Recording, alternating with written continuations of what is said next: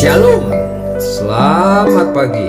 Sate pagi hari ini bertemakan Besar Kepala, karya Pendeta Dr. Andar Ismail dari seri buku Selamat Sehati, terbitan BPK Gunung Mulia. Ketika kedua anak kami masih remaja, terkadang saya menceritakan pengalaman masa kecil saya sebagai anak keluarga miskin. Dari raut wajah mereka, tampak bahwa mereka kurang tertarik. Pada suatu hari, seusai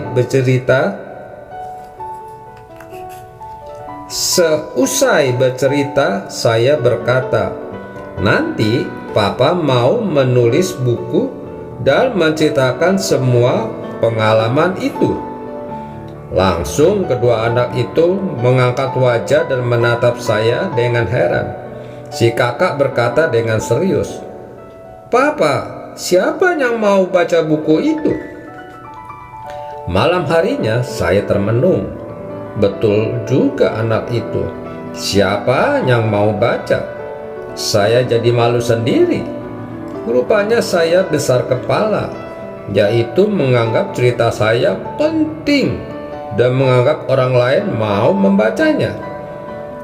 Sampai suatu hari sebelum menulis sebuah bab, sering saya termenung. Apakah umat mau membaca apa yang akan ditulis ini?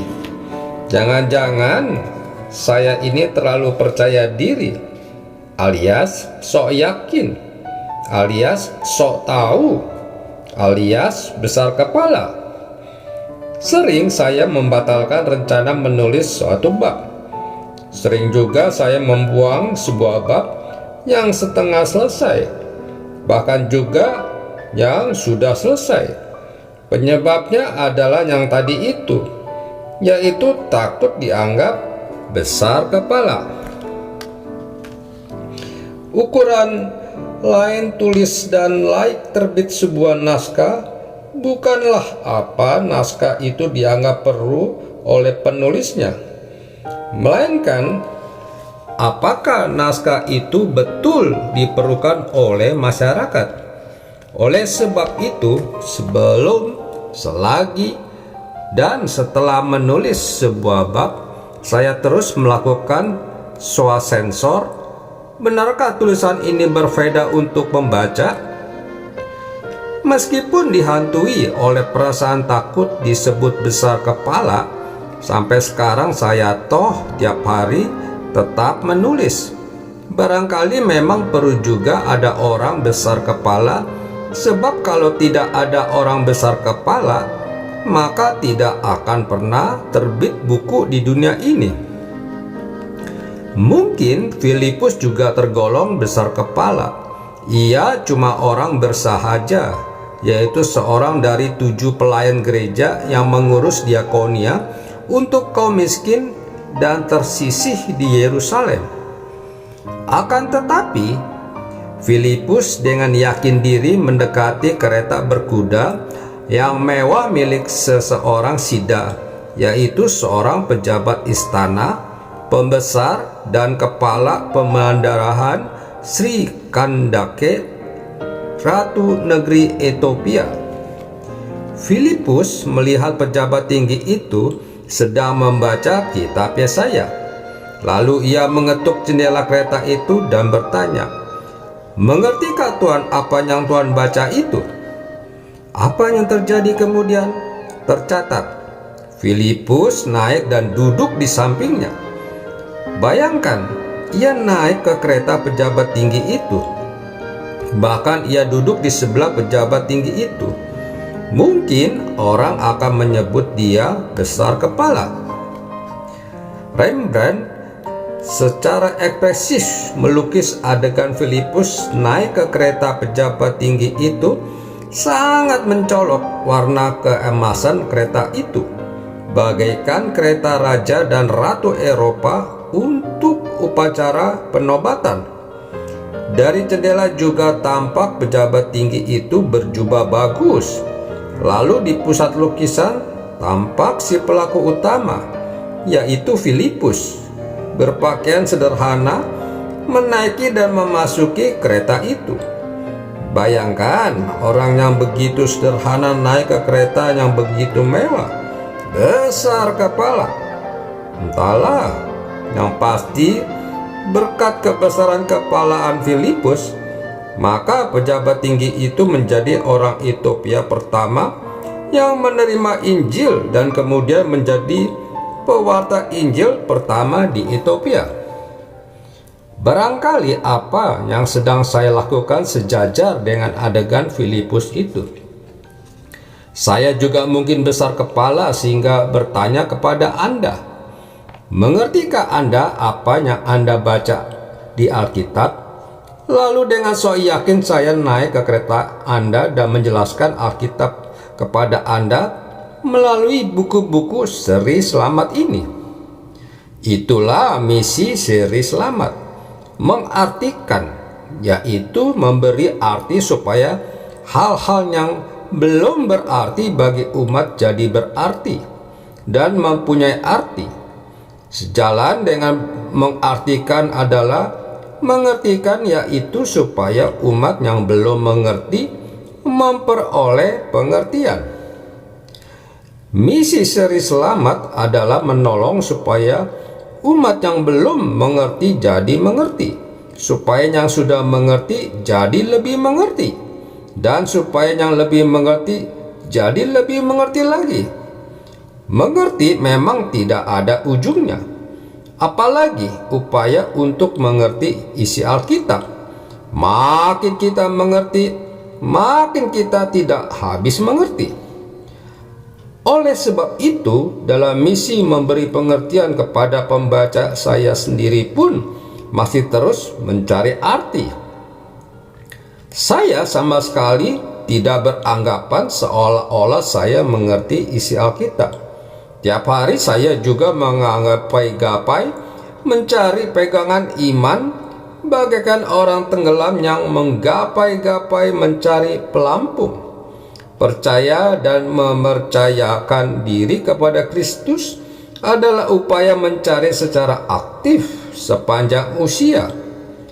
Iman bukanlah sesuatu yang bisa kita miliki, melainkan sesuatu yang harus kita cari setiap hari.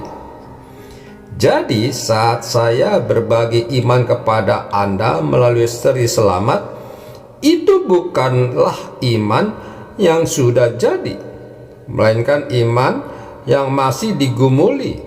Saat menulis, saya bagaikan mendengar curahan hati Anda. Lalu saya berbagi keyakinan dan kegelisahan, berbagi keteguhan dan kebimbangan, berbagi kegembiraan dan kesedihan, berbagi pengharapan dan kekhawatiran. Saya berbagi perasaan-perasaan itu dengan Anda sambil meyakini bahwa pada saat yang sama Kristus sedang sehati dengan kita dan ikut merasakan serta ikut menanggung segala perasaan kita. Mengingat bahwa saya sendiri pun masih mencari pegangan iman, maka selalu diusahakan, meski tidak selalu berhasil, agar seri selamat tidak mengobrol nasihat, tidak memberi jawab instan, tidak menyuruh, dan tidak melarang ini itu. Sebaliknya, yang selalu diusahakan adalah agar seri selamat menjelaskan duduk perkara sehingga perkara yang susah bisa dimengerti secara mudah, dengan maksud agar pada saatnya Anda sendiri menemukan jawab yang Anda cari. Tanpa kecuali, tiap orang diberi karunia yang membuat dia unggul di bidangnya, seperti kata peribahasa, berudu besar di kumbangan, hiu besar di lautan. Entah apa karunia Anda, namun yang diberikan kepada saya adalah menulis. Lalu sesuai dengan pepatah, besar periuk, besar keraknya, besar kayu, besar bahannya. Maka dari yang menerima banyak diharapkan berbagi banyak. Oleh sebab itu, saya masih terus menulis. Apakah Sri Slamet lahir karena sok tahu alias besar kepala? Moga-moga Anda tidak menganggap begitu. Namun, seandainya Sri Slamet besar kepala, semogalah kebesaran kepalaan saya ini berdampak positif pada Anda, yaitu membuat Anda jadi besar asih dan besar asuh, besar nurani dan besar sanubari, besar budi dan besar pekerti. Semoga buku Sri Slamet Sati pun besar makna dan besar guna untuk Anda, sehingga membuat kita dalam pencarian iman ini sepikiran dan seperasaan, sejiwa dan sehati. Amin. Mari kita berdoa. Bapa Surgawi, ajarilah kami agar kami lebih peka memahami akan firman-Mu melalui perjalanan hidup kami, sehingga iman kami semakin sehati bersama-Mu. Amin. Haleluya, puji Tuhan, puji namanya yang maha besar, agung kuasanya yang maha benar. Haleluya, puji Tuhan, pujilah Dia untuk selamanya, karena namanya ajaib benar. Alam raya ciptaannya, angkat suaramu dengan bergemar, petik kecapi dan tabuh gendang. Hai semua yang bernapas, pujilah Dia untuk selamanya, karena namanya ajaib benar.